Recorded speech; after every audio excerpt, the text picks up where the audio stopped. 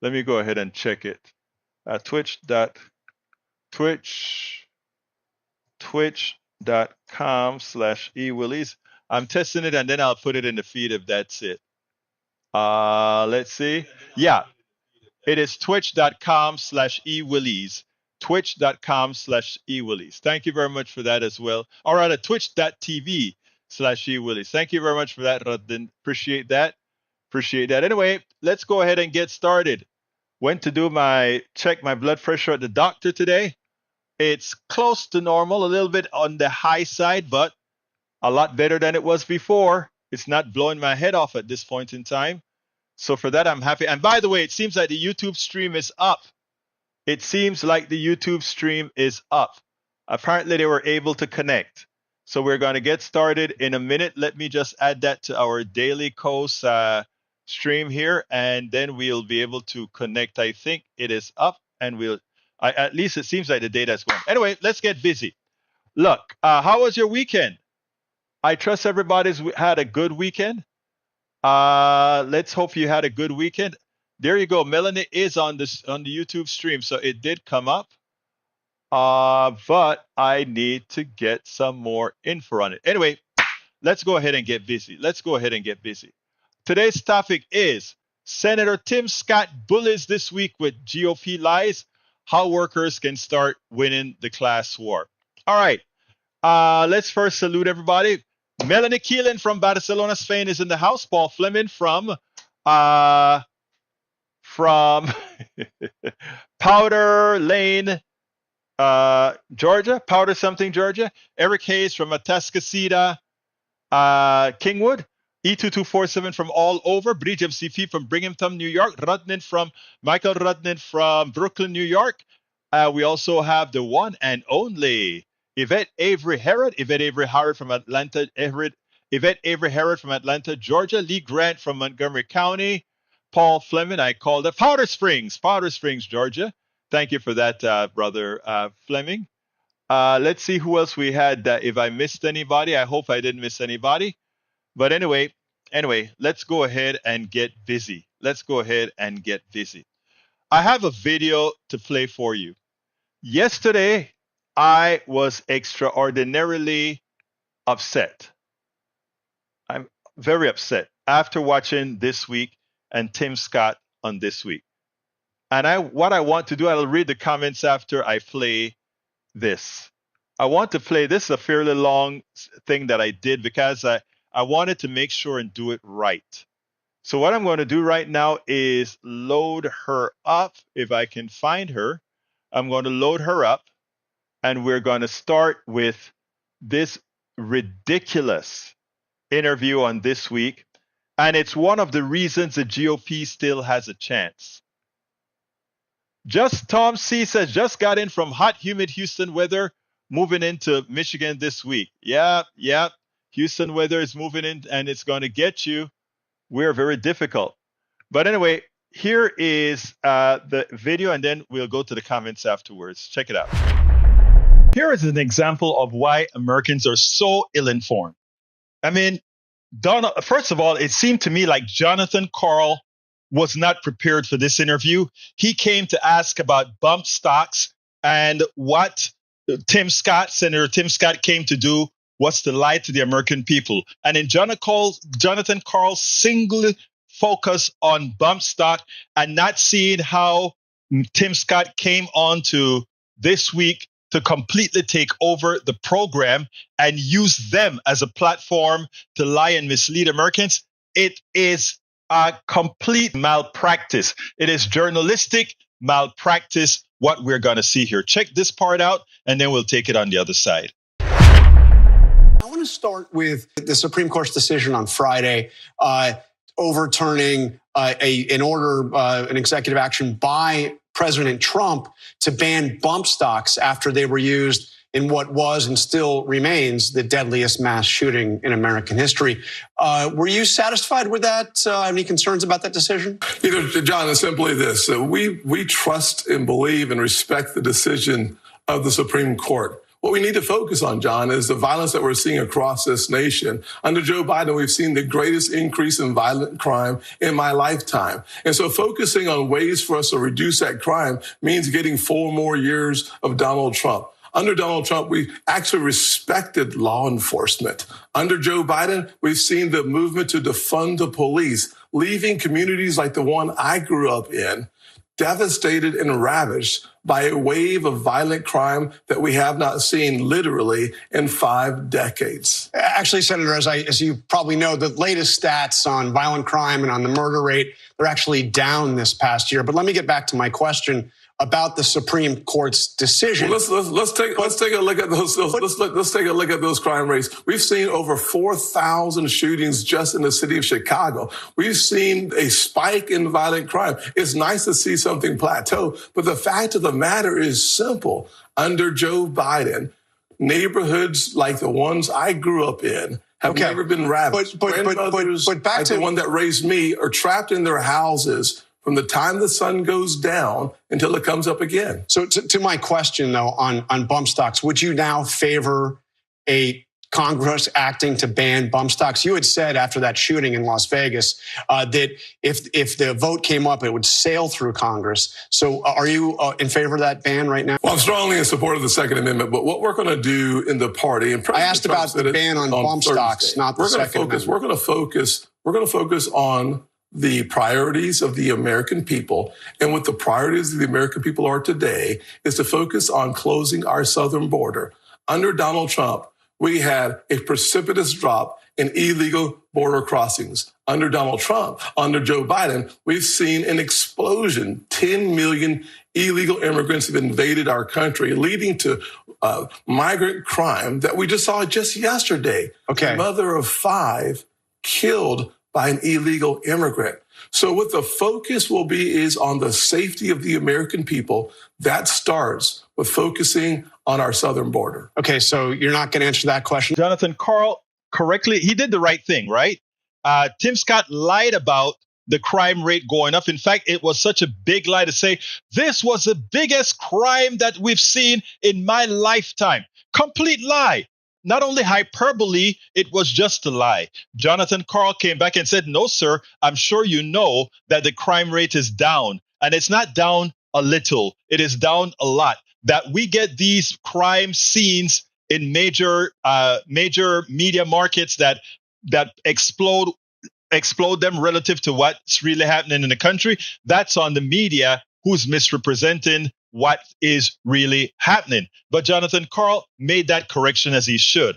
But then what did Tim Scott do? Tim Scott went ahead and moved from crime rates being high to then personalizing different communities that may see violence in their communities. And Karl let that stand. He let him reframe the debate, as opposed to saying, well, those crimes are occurring because of policies that Republicans refuse to pass that would prevent those types of crimes in your communities. Isn't that right? I mean, there was so much that Jonathan Karl could do there to go ahead and force Tim Scott into not lying to the American people, because when he has to answer specifics, at that point in time, he has to do something else. And let me give an example of how Tim Scott had to change the subject and would have had to do the same when he was hit appropriately.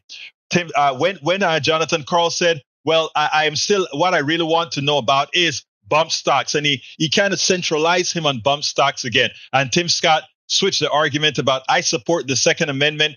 We really need to talk about things that the American people are concerned about. And then he immediately jumps to immigration. And Karl's retort was simply, I guess you're not going to answer the question, and then allowed Tim Scott to go ahead and change the subject and make the case. It seemed like Tim Scott came there to interview John Karl and tell John Karl what he wanted on that in that segment. But let's continue. Let me get to Donald Trump's visit to Capitol Hill. I want to ask you about a few of the policies he spoke at in the meeting with the House Republicans and with the Senate Republicans. During the meeting with House Republicans, he declared that he, quote, loves tariffs. I'm just wondering, I know you've been a free trader for as long as I've known you. Do you love tariffs now? Listen, one of the things that we have to do is recognize that we should focus on free trade, but free trade requires a fair competition. When you have China literally lying, cheating, and stealing our intellectual property, yes, tariffs create headwinds that actually levels the playing field. But more importantly, what we need is a president who understands how to fix our broken economy today. And Donald Trump led us to the strongest economy we've seen in the last 50 years. So it started with the Tax Cuts and Jobs Act that lowered rates and made us more globally competitive. So let me ask you about. Let me ask you. Absolutely steals our intellectual property, and that's devastating. We have to have that. So let me ask you about one of the specific policy ideas he floated while he was in Washington. He floated the idea of raising tariffs high enough to be able to eliminate all of the income that comes in from income taxes. Is that, I mean, by some calculations, that's a 70% across the board tax on everything imported in the country. Some other estimates, it's nearly 100%. Would you favor a policy like that, replacing the income tax with a massive new tariffs on everything coming into the country? John, I wasn't in that House meeting. I was in the Senate meeting. But what I can tell you spoke about during the time of the Senate is actually exempting taxation on tips. The working class coalition that is now supporting Donald Trump is supporting Donald Trump because they know, looking back over his 4 years, they were better off under Donald Trump. Their wages went up. Their taxes went down. They had more spending power. Under Joe Biden, we've seen the exact opposite. Their wages, frankly, have gone down. Costs have gone up, and they have less spending power. And so what we talked about during the meeting with President Trump is the importance of focusing on the actual working class. Exempting tips is a great idea, followed by more tax cuts that actually generates more revenue to the Treasury and more money in the pockets of the average family. John, when we did this in 2017, we saw revenues go up to the Treasury in 2018 and 2019 and $4,000 back in the pockets of the average family. So there again, Jonathan Karl allows the Senator Tim Scott to use his platform, the ABC platform, to lie to the American people. Donald Trump had the biggest economy in 50 years. Look, it's not like we don't have the data. Even before the pandemic, if you take the pandemic years out of the equation, the Biden economy still outperforms Trump's economy, which was nothing but the extension of Obama's economy. As far as chips and all these other things, it wasn't Donald Trump who got a infrastructure bill that created a whole lot of the type of employment that we have today. That is employment in galore, the biggest, the largest amount of employment ever. It hasn't been Donald Trump who went ahead and drop the poverty rate. It hasn't been Donald Trump who did any of these things. But you hear Tim Scott comes on and make these statements, and then we have Jonathan Karl in his tunnel vision in which he's doing this interview, not saying, oh, that's not true. Donald Trump accumulated $7 to $8 trillion in debt when he left office. What are you talking about, Tim Scott? One, employment was at its lowest when he left, pandemic or no pandemic. He didn't live on, he was not a great president economically. Secondly, the tax cut he gave for the rich was permanent, and the tax cuts, which were minute, that he gave to the middle class expires. So come on, Tim Scott, or come on, Jonathan Karl. Why is it that we allow these guys to come on TV and simply lie and make believe that things are the way they aren't? And once you don't push back for the truth, the media is not doing its job. If you allow these guys to come on and you don't challenge the lies that they tell, you must be prepared for this thing. I wrote a whole article on this particular economy.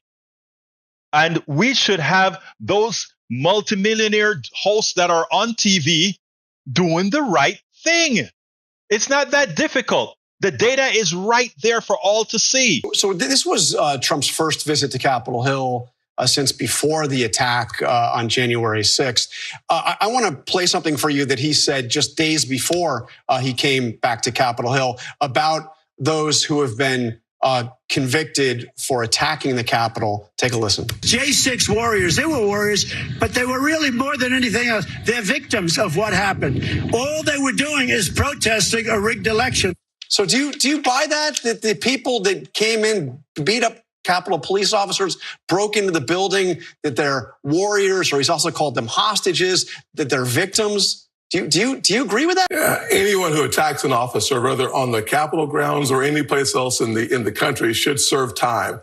The question is, for those nonviolent folks who sat outside, who actually simply protested or came into the Capitol because the doors were open, who created no crime, no challenges, those folks today sit in crime in pre-trial. That's a devastation. Some of those have been in pre-trial incarcerated for longer than the sentence attached to that crime. But let me say simply, John, the greatest threat to democracy today is Joe Biden. It started back when he became president. We saw a botched Afghanistan withdrawal where 13 Americans lost their lives. We've seen a wide open, insecure, unsafe southern border with sleeper cells likely in our country, over 100,000 Chinese nationals crossing our southern border, men from Yemen, Iraq, and Afghanistan now populating our country, part of the 10 million illegal immigrant invasion. Okay, Senator, the day before that violent mob attacked the Capitol, you put out a statement explaining your decision to certify Joe Biden's election victory.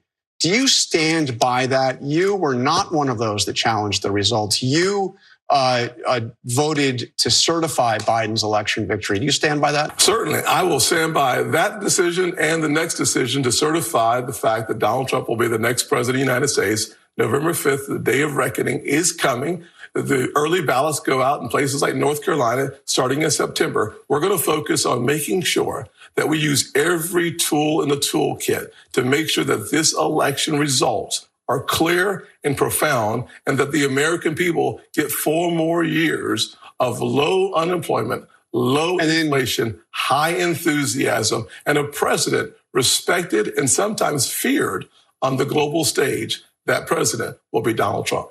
All right, and then very quickly, we're just about out of time, but you had said that Mike Pence absolutely did the right thing when he defied Donald Trump's demand to not certify that election. Do you still stand by that Pence absolutely did the right thing on January 6th?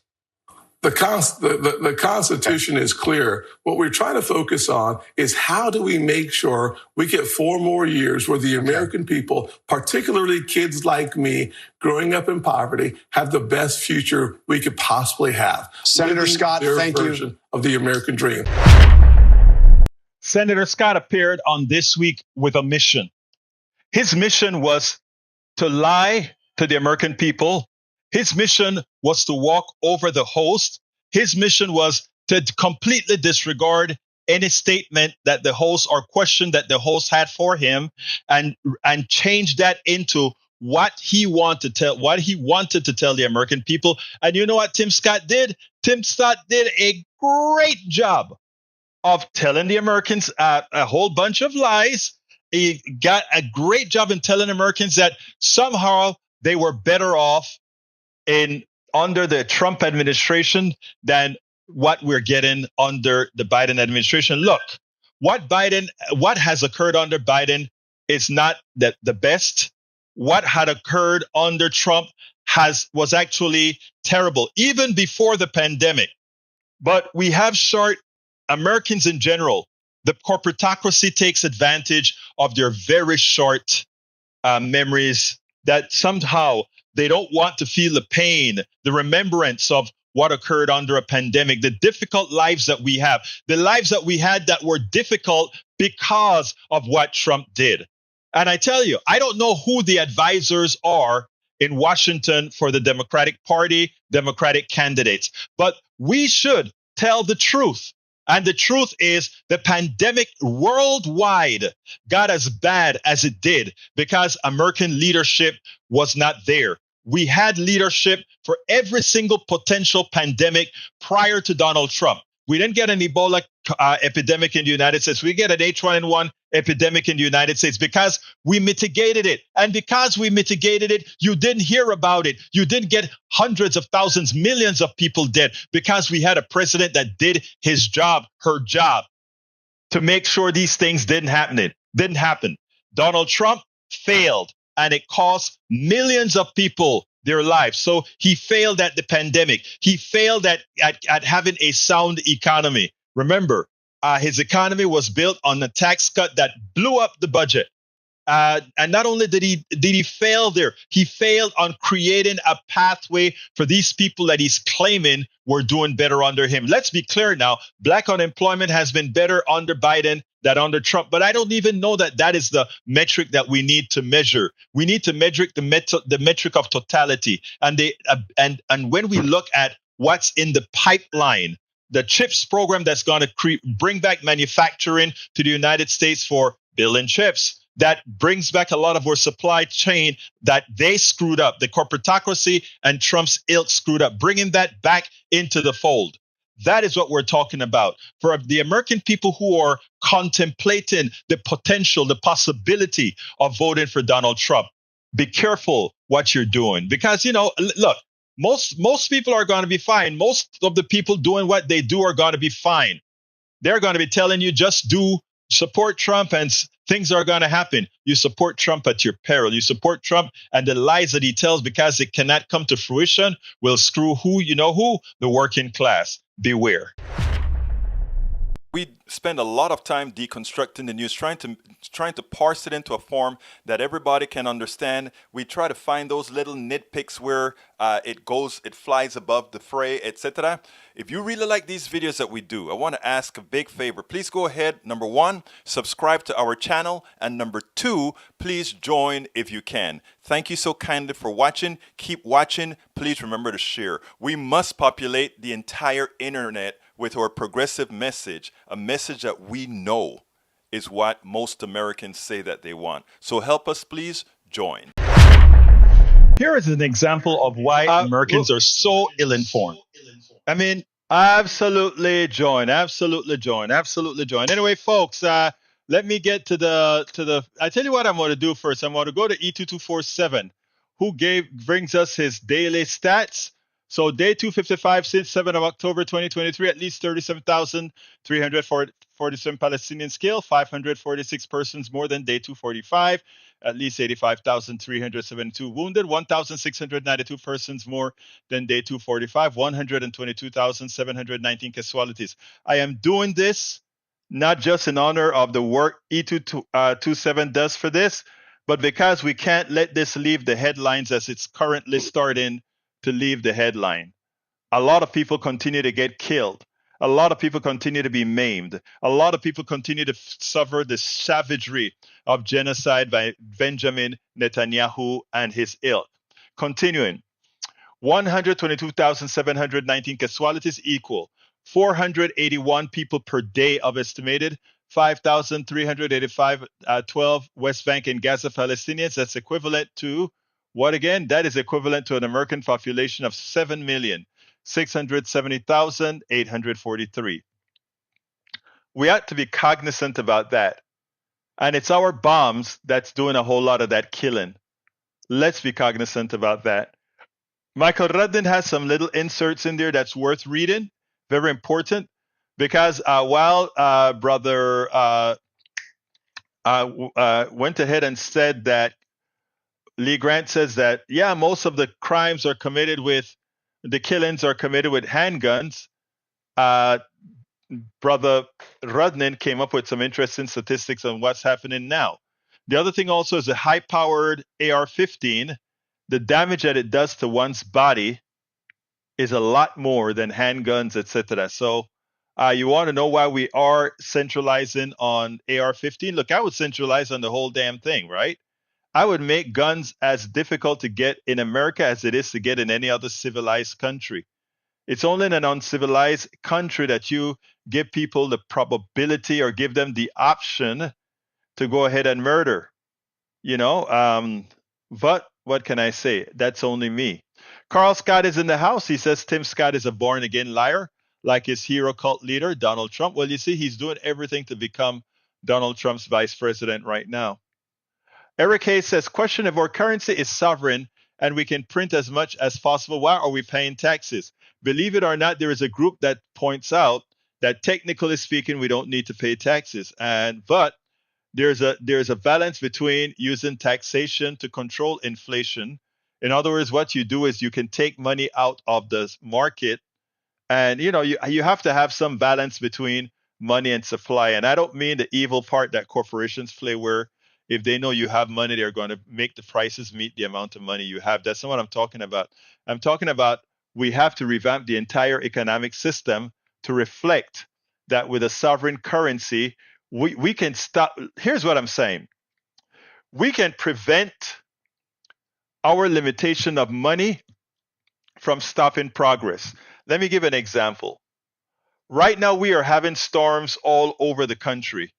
California is drying out, and the center of the country is flooding. Now, make believe we had an infinite, right now we have, let's say, a lot of immigrants want to come to the United States. We could make America a panacea. We have probably reached a certain tipping point with climate change. We can't just say sit back here and die. We have to do what's necessary to mitigate climate change, to get on the other side of the equation. But in the interim, think about the great things that we could do. We could build canals. If money was not the limiting factor, if we have labor and we have the will, the only thing that stops us is an economic system that doesn't know how to connect labor with the job that needs to be done. As an engineer, I always think about the problem and the solution and what's in the middle to connect the problem to the solution. And that is what our economic system fails royally at doing for one reason. And the reason why is capitalism says if the capitalist, the few people that controls capital, if they can't figure out a way to just make a hoard of money on something, they don't do it. That is why certain diseases go undeveloped, unserviced. That is why we can't build certain kinds of infrastructure that we need. So believe it or not, Eric Hayes, I know you said it sarcastically, but there is something to that statement. I'm not going to go any further into it. Let me get to other reading here. Let's see what else. I'm scrolling down. I may miss some of your stuff. If I miss it, just throw it in the bottom of the scroll. Persuasive Barrier says, I forget if you've talked about 2,000 mules being pulled for lies, but have you spoken about the doctored video to make Biden look like he was wandering off? It is so pathetic. If their guy was so strong, they wouldn't have to try to make Biden look weak. And that is a funny video. It's funny because Biden walked off from the crowd of presidents to talk to some paratroopers, military guys. So he just walked off. And the way Fox News cut it is they simply showed him walking off, seeming to talk to nobody as he was talking to the infantry guys or whatever these guys were. But it was so blatant, and Fox News, a news channel, played it. It proved to you that Fox News is not a news channel. Thanks for bringing that up, Persuasive Barrier. Rodnin, maybe if you can find that clip on Twitter while I'm talking here, I may be able to play it for people to see the two sides. If you can find a clip with two sides, that would be great. You know, Rodnin is our resident researcher. All right, what else we got here? Paul Fleming says, I don't think GOP women actually fathom the danger they put themselves in voting for the grifting orange blob and the GOP. The overturn of Roe, the attempt to eliminate no-fault divorce, the GOP is showing women's now that they will be relegated to property if they take over and Project 2025, or as I like to call it, Gilead game plan, is implemented. Ripping away the right to control your body is only the beginning. People will call me alarmist, but hear me out. We don't have to call you alarmist. We just have to finish reading Project 25. 2025. I have it on my website. I haven't got through not even 10% of it yet. But, following what the Republicans have wanted for a long time, it's just a central location for all the proposals that they've ever had. Let's see. And they think that if they get unified government, meaning the executive state or executive control by Trump, the Senate, and the House, they can go ahead and do all the evil that they want to do. All right, let's see what else we've got here. Let's see. Michael Rudden says Marxists provide. I'm not sure what to do for the mass shooting problem that we have. We have more guns than people in the country, with a small number of hoarders owning arsenals. We could pass universal background checks for new gun sales to make sure peer-to-peer sales and gun shows are included, but that would have an impact on gun deaths over a decade. We could restore the 1990 gun assault weapons ban, but again, unsure how that would impact the debts. We could promote red flag laws to confiscate guns. Look, we just need to have, I'm not going to read any more of that. We just need to change our morality. Again, we like to think that we're more moral than we are. Okay, I am ashamed I voted for Biden. What a choice we got in November 5. Genocide enabler or genocide celebrator. Bad grief. I hear you. You don't need to be ashamed for a vote. E2247, hear me out here. Don't be ashamed. We have two lousy choices, but one is a terrifying choice. We have to go with the less lousy choice. Since I'm at 40, yes, Vrij, I got your messages. And what I want to do is I want you to call in about 5 minutes, Vrij, and let's talk about the message, because it is imperative out of your voice more than anything else that we hear that message. So Vrij MCP, I'll be waiting for your call in 5 minutes. Vrij, let's see, Michael Rudnin, Marxist for let's continue here. Let's continue here. Let's see. Let me continue scrolling down. Why are comments getting removed? I am not sure. I didn't know comments got removed. Vrij, are you monitoring that to see what's happening? Egberto should talk more about Trump's plan for our border. He wants war powers to start his own Gaza-like conflict. Persuasive Barrett, I listen to whatever you have to say, to whatever my audience has to say. So if we need to talk about that, we should. Michael Rudden says, why do we need taxes when we can print money? That viewpoint misunderstands how MMT economics works.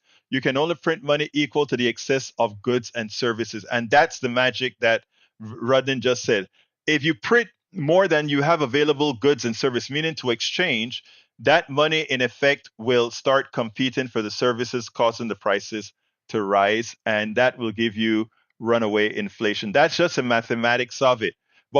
But there are two things that gives you inflation. One is benign, or neither one are benign, but one is evil. When corporations raise prices because they know you have cash in your pocket, when there's ample supply, that's evil. That is just saying that is tantamount to theft, which is what has occurred with this inflation. We never had shortages. There was never a shortage of oil. There was never a shortage of all these things. They just made the prices higher because people had the money. Nothing, no other reason. And they just took your money. Let's see. Carl Cox says, Egberto, our economic system favors only the mega rich. That is true. If politicians can't make money a bribe, they don't want to fund it. Fox News is a propaganda. That's true. All right, let's see. Egberto, you can't legislate morality. At best, you can legislate paths toward equity. And I think that's all that we say. We don't want to legislate morality.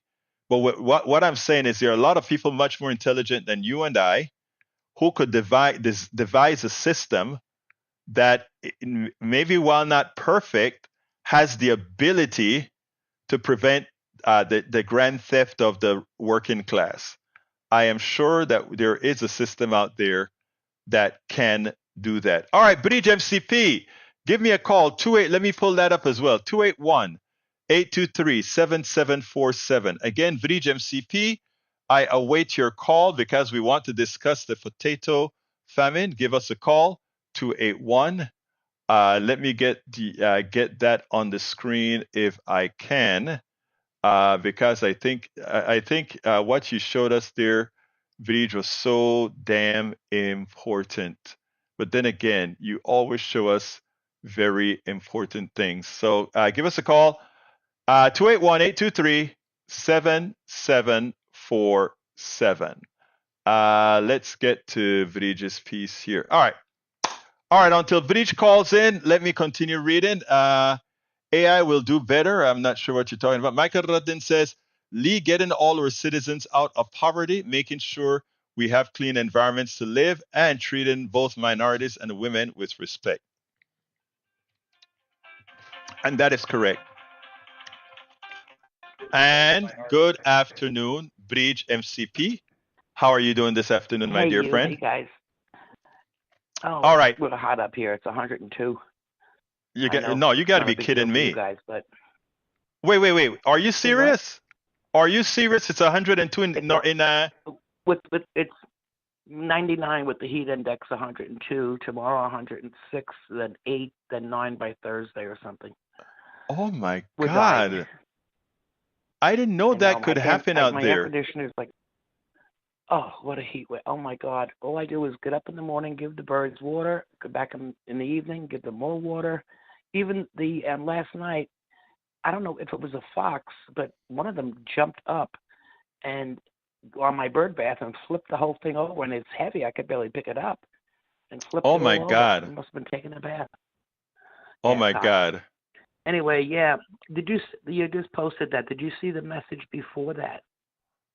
Yes. Let me get to the message before. Let me take this off the screen first. That's a good one too. That's a good one too. Right, but actually, let's start here. Tell us what you wanted to do when you send me those two messages, because it's very, very important. Tell us a story. So let me first introduce you. Wait, hold on. Let me first introduce you, because this is going to be a blog. Folks, calling in today, we have Bridge MCP, who is a great supporter of politics done right, a supporter of the rights of everybody. She sent me a message that I wanted her to explain why she sent this message. It's on the screen. I want to read the caption. It says, rotten potatoes and seaweed or even grass properly mixed afforded a very wholesome and nutritious food. All knew that Irishmen could live upon anything, and there was plenty grass in the field, though the potato crop should fail. That was the Duke of Cambridge, January 1846. Tell us about it. Well, the other post says that there never was a famine. There was a genocide, which I wanted E2247 to hear. And people think, like, if America lost corn, would we all die? Would 1 million people die if you didn't have corn? No. So why did 1 million Irish people die when Spain, Italy, so many countries were sending shiploads of food, meat, and all kinds of food to Ireland to help us because we had a famine? And during then, yes, they did eat potatoes, but they ate other things. Well, the British took them away. They were the ones that controlled the actual poultry and meat. And they took it away. So they took the Irish, and like that picture shows you, why can't they eat grass? Grass is a nutrition, wholesome food. Meanwhile, they took all the shiploads of food that was coming and put it in a warehouse, and they took Irish people over to England, and they made them unload the food and gave them pennies. I mean, nothing. They didn't even give them food to eat. And they had to unload the food, and that was given to the British. It was not given back to the Irish. They killed them. That's why so many Irish left and came to this country if they could, living in the bottom of a ship. Half of them died. But that's why they came here. So in relationship to what's going on in Israel and Palestine, it's genocide. And the British government, I think it was about 20 years ago, and I'm not going to have the numbers straight, but they were fined, I don't know if it was $5 billion or $25 million, a ridiculous amount of money for what they did to the Irish. But people think, oh, you just had a famine on potatoes. What's the big deal? That's how the British government controlled you. They separated us and controlled us, our country. And people think, oh, look at the royals, aren't they handsome? Oh, look at the queen, isn't she wonderful? No, they're not. They ruled everything back then, and they rule a lot now, but they lost a lot of their territories. Places became republic. They didn't want to be ruled by them anymore. They were torturous. They were horrible, horrible. I mean, look what that guy said. They can eat grass. Well, you eat the food that Spain gave us to eat, that we had to unload for you. So it's very difficult when I see people not understanding what's going on with Palestine and the genocide that's going on. I'm not saying Israel as people are bad. We know, terrorism is wrong. You can be against terrorism and still be against the government that's doing genocide. They're doing the same thing blatantly. And no one's really talking about it. I have a very, very Jewish friend, and we had to stop talking because she said, I don't know what I'm talking about. And I said, okay, she said, we can agree to disagree. And I said, no, that's for coffee and ice cream colors. This is a fact, what's going on. I mean, even today, what is it? Netanyahu's war person quit the other day, and now he dismantled the entire war council, whatever they call these things. I mean, he knows. And the whole country, the whole world is against him. But getting back to Ireland, this happened to us, our people. And no one knows. They think it was just a famine. It was genocide. There was over 1 million people that died, and over 1 million or 2 million, I think, left, and almost 1 million people that were left sick and hungry. I mean, they almost got to the point that it didn't come to it, but they almost got to the point of eating their own. It was horrible.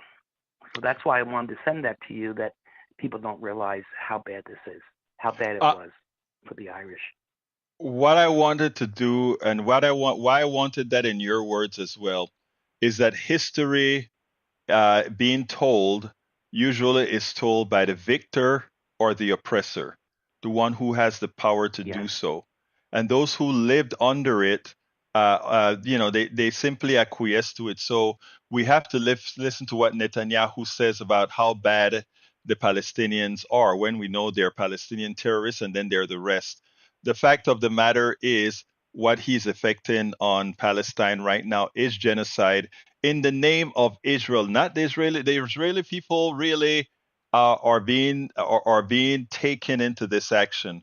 But again, it's he who is evil, who is effecting the genocide. And for those of us who've lived through what some stronger country has been able to do to a weaker country, and then propagandize it as something that it isn't.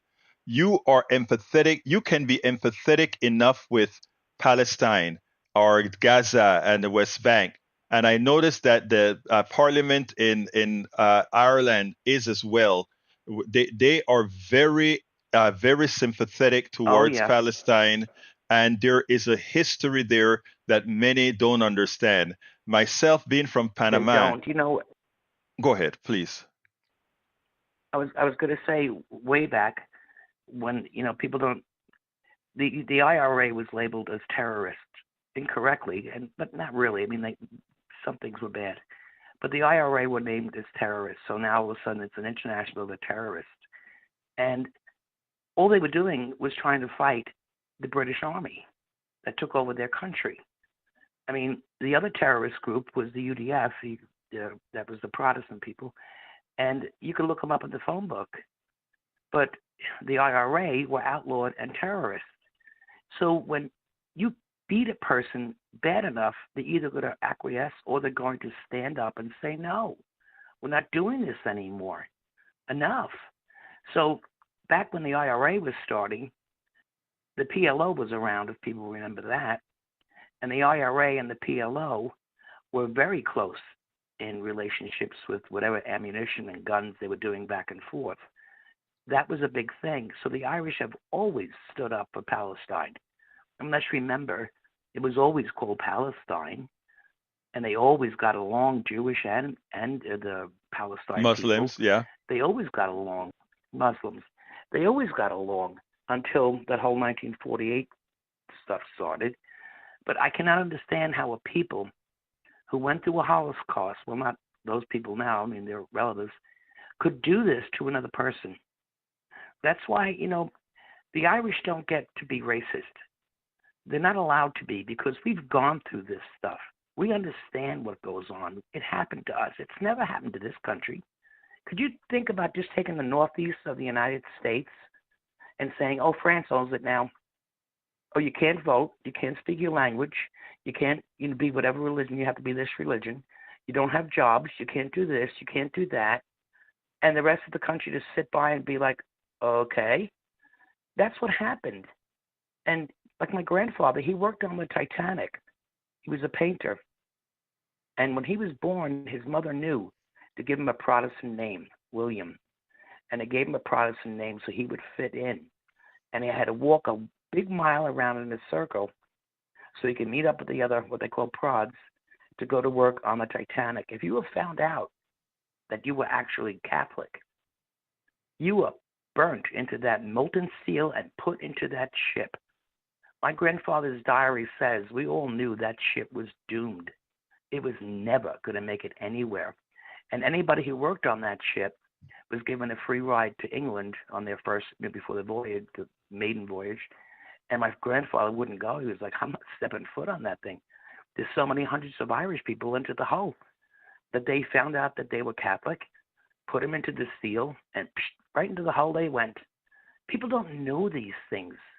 They listen to what the British government says, not what really happened. And it's happening in this country too. They're flipping like that guy you just had on, Tim Scott. Oh my God. But anyway, I digress. So I just wanted to tell you that what happened is happening in Palestine because they say it's Hamas. They can say what they want. It's not. They want them out. And this is how they're doing it. It is amazing because powers work the same no matter who it is. And that is one of the reasons why, as you can see, even the United States doesn't have the moral authority to really bring down Netanyahu. I mean, I always bring up the story about Panama and the amount of people that got killed because there's a disagreement between the American government and Manuel Antonio Noriega in Panama. Thousands of Panamanians had to lose their lives. Thousands. That just showed that these lives had no value to us. And it's the same thing that we find that is occurring in inside of Gaza. It's the same thing that happened ultimately in Ireland. It's the same thing that happens all over when these powers take command. And they're the ones who write the history. They're the ones who indoctrinate their people into not hearing truths. But thank you. I wanted you to come on and tell this story because, again, very few people know that really the potato famine was really a British genocide. Yeah, thank you, Roberto. I didn't mean to make a big deal out of it. I just wanted to this let is what you know that where I'm coming from on things. Yes, this is important. This is important because, again, before you go, I want to say something that really upset me this morning. TikTok has been a great platform for people who are unable to get their message verifiable. I mean, there's a whole lot of junk on TikTok, just like there's a whole lot of junk on Instagram and Facebook, etc. But if you follow reputable influencers, a lot of them are professors, engineers, doctors, etc., that have positive message to tell.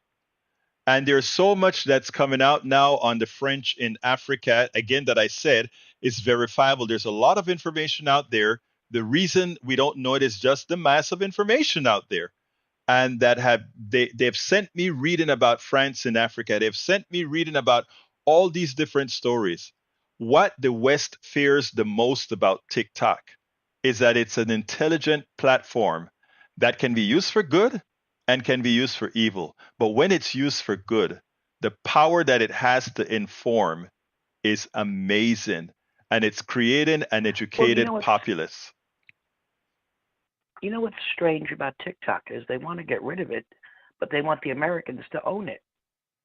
Right. Isn't that what the American company wants? I don't know. They're right. They want it now. They can control them. They're going to have it their way. Big. I mean, if anybody is smart enough to actually read and comprehend and not repeat themselves constantly the same crap, if they read and go through, I have a brief of the Project 2025. If you're okay thinking that's a Christian moral doctrine, there's something seriously mental with you. Because even the people who are extreme right are going to be hurt by this. Mm-hmm.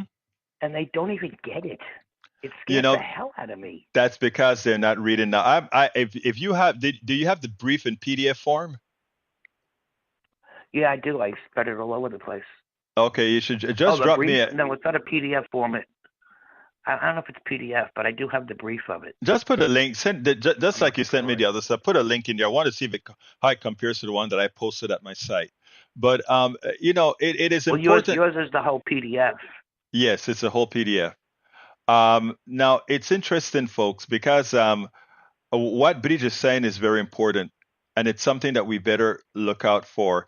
And when you see that an American company wants to buy TikTok, the same thing that they've done with our mainstream media, like that interview that you just saw there. You want to get ice cream or do you want to get real stuff? They want to turn it into something that they can control that doesn't give you the opportunity to learn. That's what it's all about. But anyway, Bridge, send me that link and there you go. I appreciate it. Look, thank you so kindly for calling in, and we are close to the end of the show. So let me go ahead and do my ask like I must. Have a great day. Thank you, Bridge. All right, folks, look, that was Bridge MCP, one of our great supporters and ardent member of the PDR posse, like many of you are. Great conversation that's been happening inside as I was speaking to Bridge. But folks, a persuasive barrier, is it persuasive barrier that tells me that we're talking about voting for the lesser of two evils? Remember to bring that discussion up tomorrow because I want to take it a little bit further. So let's go ahead and do that persuasive barrier. I got to do my ask right now and ask you to support the program. We had interestingly, we went from 103 subscribers to our newsletter to 110 over the weekend. We still need hundreds more, but that's smooth. So I want to ask you all to support the newsletter if you have the wherewithal to do so, if you are able to, a coffee a month or so. Just go ahead. Let's see. Bruce Pollard, welcome, my brother. He said, history shows individuals make decisions that are bigger than themselves and may not even affect them. See Treaty of Versailles. Okay, I'll do that. Or maybe you should come on and talk about it. Let's see. So support us at our newsletter. Please go to politicsdoneright.com/newsletter. Become a monthly subscriber. It's a coffee a month, and that helps. I need over 1,000 subscribers to break even, and as you can see, I'm nowhere close at this point. But you guys can start one at a time. You guys can ask your friends to support our endeavor, support our project. Over the weekend, I sent out an ask on Substack, and what I should do is go ahead and let me go for a minute here and get to the right screen.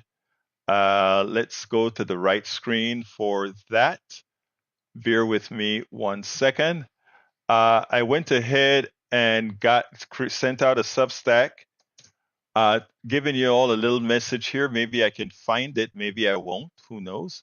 But yeah, there it is. Check out this Substack and for the ask, share that around if you can. I'm trying to get more subscribers to our newsletter. Again, a coffee or so every month. It really goes far in ensuring that we can continue doing that. And I just put the link into the stream.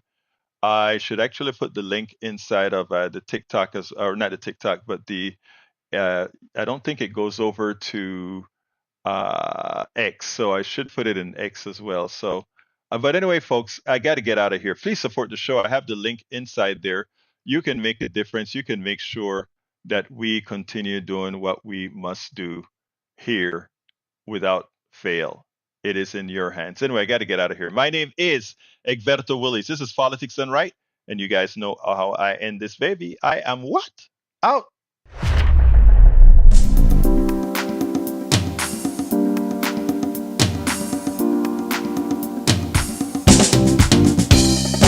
Welcome to Politics Done Right. I am your host, Egberto Willies. This is a progressive program that will take the mystery out of politics. This is the program that will encourage you to make sure government becomes we the people. Whether you are liberal, progressive, conservative, or otherwise, you get to air your point of view. We are an independent media outlet that, unlike mainstream media beholden to corporations, we only owe allegiance to you. Remember, you can also send me a tweet at EGBERTOWILLIES. That is at Egberto Willies. Let us engage. It is Politics Done Right.